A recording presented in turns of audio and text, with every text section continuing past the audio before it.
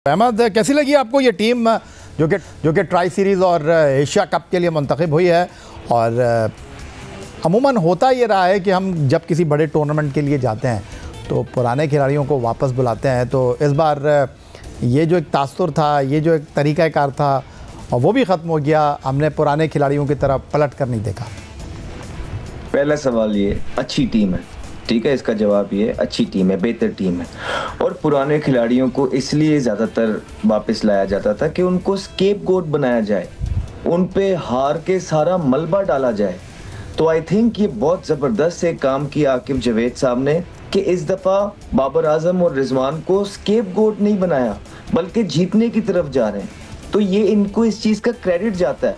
और वो लोग जो बाबर आजम के फ़ैन हैं या उनके मेंटोर बने हुए हैं सोशल मीडिया के ऊपर, एंडी रॉबर्ट्स हैं और ये सारे लोग हैं, तो उनको ये सोचना चाहिए कि बड़ा आसान था उनके लिए सारा मलबा जो है ना चीज़ों का बाबर आजम को स्केपगोट बना देना फिर से। लेकिन उन्होंने नहीं किया। उन्होंने क्या किया, उनको समझ आ रही है कि रिजवान और बाबर आजम जो है अंडर प्रेशर हैं। रिजवान और बाबर आजम 8 इवेंट्स खेले हैं, उनकी परफॉर्मेंसेस नहीं है। पावर प्ले के अंदर कोई छिक्का नहीं था उनका।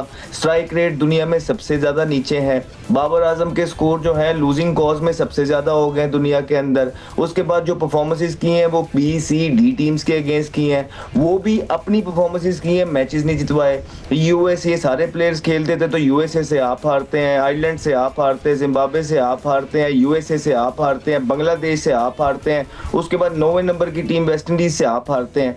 तो ये सारी चीज़ें देखते हुए उन्होंने बिल्कुल ठीक किया कि वो जवान टीम के साथ आगे गए हैं। और ये देखिए एक ये बड़ा क्लैरिटी के साथ आगे गए हैं।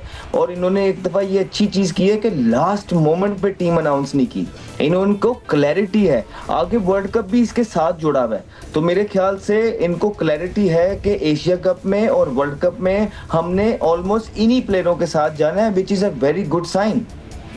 That's wonderful. चलें अहमद, आगे बढ़ते हैं। और चूँकि पाकिस्तान क्रिकेट बोर्ड भी आगे बढ़ रहा है और पीछे मुड़कर देखना नहीं चाहता, तो हम भी आगे बढ़ते हैं। और सवाल मेरा आपसे ये है, ने एक लंबी फहरिस्त है जो आपने बग़ैर सांस लिए हुए गिनवा दी, क्या कुछ होता रहा है जिसकी वजह से हम पुराने खिलाड़ियों की तरफ देख नहीं रहे। अब सवाल ये है कि ट्राई सीरीज़ की ट्रॉफ़ी इस टीम को उठाना चाहिए under the captaincy Salman Ali आगा।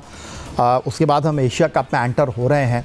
तो आपको लगता है कि नतीजा इम्पॉर्टेंट है, क्योंकि किसी टीम के लिए आगे बढ़ने के लिए मुस्बत नतीजा इम्पॉर्टेंट होता है, जीत बड़ी इंपॉर्टेंट होती है। इस टीम को बैक करना चाहिए, इस टीम को सपोर्ट करना चाहिए, चाहे नताइज कुछ भी हो।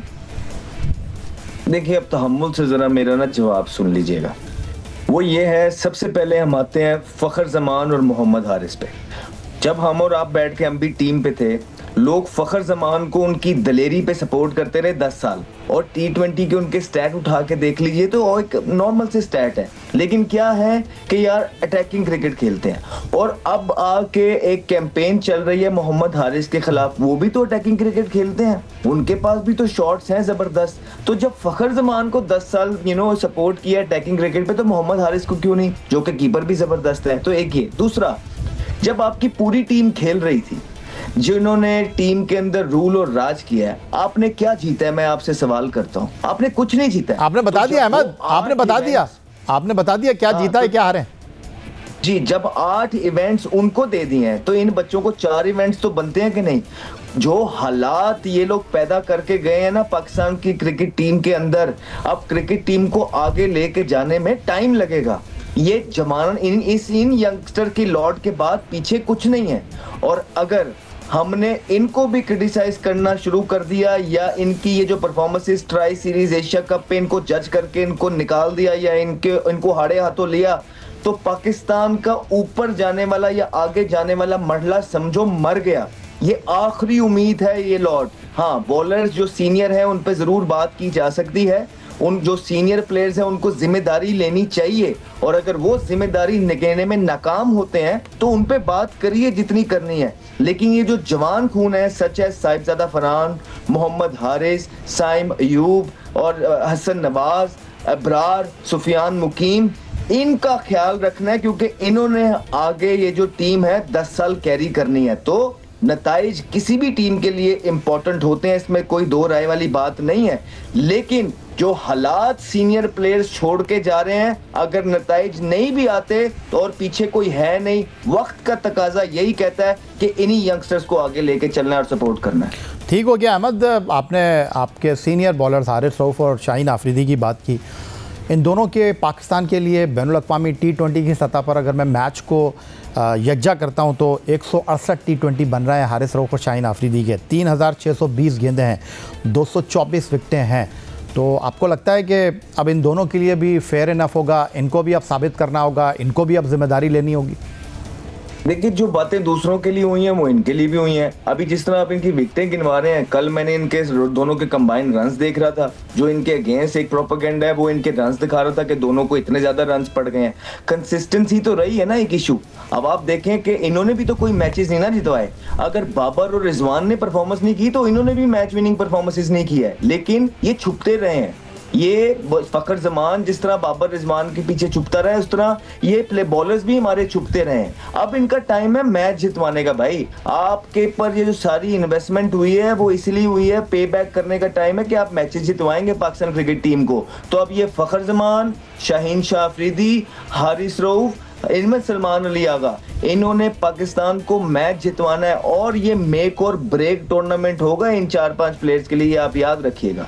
नहीं, बिल्कुल ठीक कहा अहमद आपने। और जहां हम बात कर रहे हैं कि ये एक मुस्बत सिलेक्शन है, एक मुतवाज़िन टीम है, लेकिन 3 ऐसे प्लेयर हैं जिनके सिलेक्शन पर बात हो रही है और वो तो हर टीम के हवाले से बात होती है। और मैं आपके सामने उन तीनों के नाम रख देता हूँ: हुसैन तलत, मोहम्मद नवाज़ एंड हसन अली। बिल्कुल बजा है, परफॉर्मेंस उनकी सामने है, लेकिन 19-20 कहीं ना कहीं सिलेक्शन में होता है।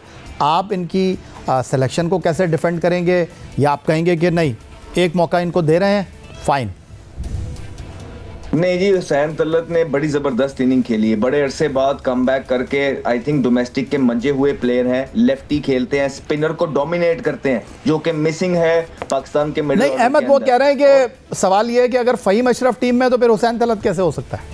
नहीं, मुझे नहीं पता फ़हीम अशरफ का, मेरी बात, मैं हुसैन तलत पे बात कर रहा हूँ। हुसैन तलत जो है डोमेस्टिक के परफॉर्मर है। मेरा मानना यह है कि जो 4 डे में परफॉर्मेंस करके आते हैं प्लेयर, वो टेक्निकली उनकी बेसिक स्ट्रांग होती है। और जो अंडर प्रेशर हसन नवाज के साथ मिलके वेस्ट इंडीज में इनिंग खेली है हुसैन तलत ने, वो काबिल बिल्कुल तारीफ है और बिल्कुल एक ठीक है। हाँ, बॉलिंग नहीं, आप उसको 2 चीजें कर रहे हैं। हुसैन तलत को आप ऑलराउंडर ना गिनिए, बिल्कुल नहीं, एज अ प्योर बैट्समैन गिनिए, एज अ बैट्समैन ही। लेकिन अहमद, आप जिस परफॉर्मेंस की बात कर रहे हैं वो तो वनडे क्रिकेट में है, हम तो T20 खेलने जा रहे हैं।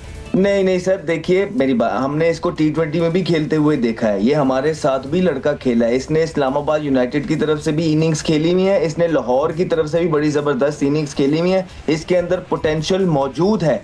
या तो इससे बेहतर ऑप्शंस कोई आपके पास पड़ी है तो मुझे बता दें कि आपके पास जो है माइकल बेमन पड़ा हुआ है, या आपके पास आंड्रे रसल या कैरन पोलार्ड इस नंबर पे पड़े हुए, तो मैं कहता हूँ कि ठीक है जी, उनको ले आओ। हमारे पास घूम गिर के तलत साहब हैं, इनके ही हाथ जोड़ सकते हैं, सपोर्ट कर सकते हैं, क्योंकि हालात ऐसे करके गए हैं आपके सीनियर प्लेयर्स। और दूसरी आप बात कर रहे हैं आपके हसन अली की।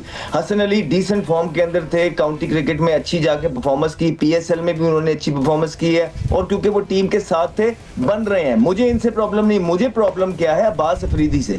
देखें, आप मोहम्मद वसीम को पैराशूट बना के लेके आए, ठीक है, उनको इंजरी थी तो उनको साथ भी नहीं था, एकदम इतने बड़े इवेंट में आप उनको डाल रहे हैं। ये डिस्कस होने वाली बात है कि अब्बास अफरीदी के पास वेरिएशन मौजूद है, यॉर्कर वो मारते हैं, पावर प्ले के अंदर वो ओवर कर लेते हैं, टीम मैन वो है, छिक्के वो मार लेते हैं। तो एक ये, फिर आपने 2 बॉलर एक जैसे रख लिए हैं, एक है खुशदिल शाह ऑलराउंडर और एक है मोहम्मद नवाज।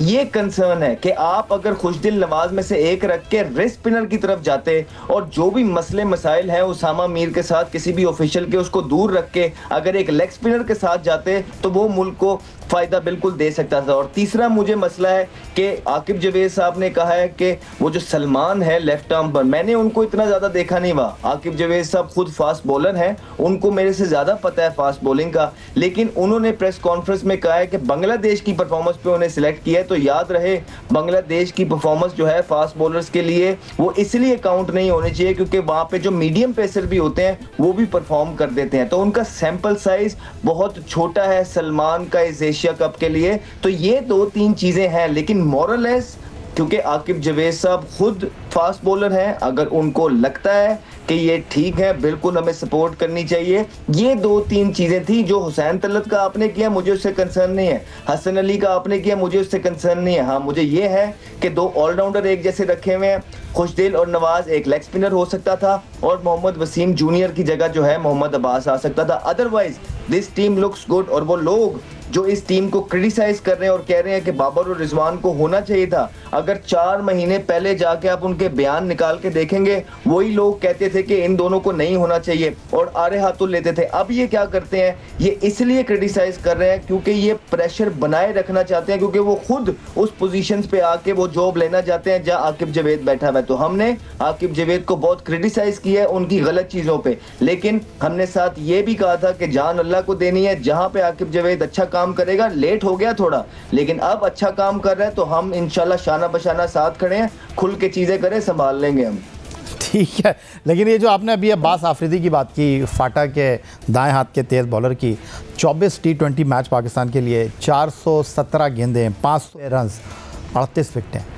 उधर दूसरी तरफ मोहम्मद वसीम जूनियर, जिनको आप कह रहे हैं कि पैराशूट से उनकी टीम में लैंडिंग हुई है, 29 मैचों में 36 विकेटें हैं और जनवरी 2024 में पाकिस्तान के लिए लास्ट T20 मैच खेले। जो अब्बास आफरीदी का प्रॉब्लम इधर दिखाई दे रहा है, कराची किंग्स से भी वो खेले, आपने कहा बांग्लादेश में हो जाती है गलतियाँ, अहम मौक़ों पर वो डिलीवर नहीं कर पा रहे हैं, वो जो उनका स्लो वन है ना, वो उनके लिए बड़ा प्रॉब्लम कर रहा है। नहीं, देखिए मेरी बात सुनिए, मोहम्मद वसीम को अगर आपने रखना था तो साथ साथ रखते हैं ना किसी को। इंजर्ड थे ना अहमद, इंजर्ड थे। में ले आए, हाँ तो इंजरी थे तो एशिया कप के बाद ले आते, ऐसी क्या जल्दी पड़ गई थी। मोहम्मद अब्बास ने अगर नहीं डिलीवर किया उसके अंदर PSL के अंदर, तो आपके पता नहीं कितने बल्लेबाज हैं जिन्होंने परफॉर्मेंस नहीं की। नहीं, 2 सीरीज में रखा आपने उनको, आपने 2 सीरीज में उनको टीम के साथ रखा ना, होम सीरीज में बांग्लादेश, अवे सीरीज बांग्लादेश। आप डायरेक्ट इतने इंजरी के बाद देखें, किसी भी बॉलर को, अब सुन लें फिर आप लंबा लेके जा रहे हैं, किसी भी बॉलर को इंजरी के बाद जो है टाइम लगता है रिदम के अंदर आने में। बैट्समैन जरा ज्यादा जल्दी से आ जाता है, ठीक है, उसने खेलना होता है, नेट पे प्रैक्टिस करता है, नॉकिंग करता है, उसका कॉन्फिडेंस जल्दी आ जाता है। लेकिन जब कोई फास्ट बॉलर होता है, इंजरी से खेला होता है, जब तक वो प्रोफेशनल क्रिकेट नहीं खेलता, वो रिदम में नहीं आता। इसलिए एडवाइस ये की जाती है, बड़े प्लेयर जो होते हैं या कोचेज होते हैं, वो ये कहते हैं कि डायरेक्ट इंजरी के बाद बड़े इवेंट में फास्ट बॉलर को नहीं लेके आना चाहिए, अनलेस बहुत ज्यादा मजबूरी हो और कोई भी ऑप्शन अवेलेबल ना हो, क्योंकि वो कॉन्फिडेंस पकड़ते पकड़ते 4, 6, 8 मैच लग जाते हैं और इतनी देर में आप क्वालिफाई से भी बाहर हो जाते हैं। ठीक है।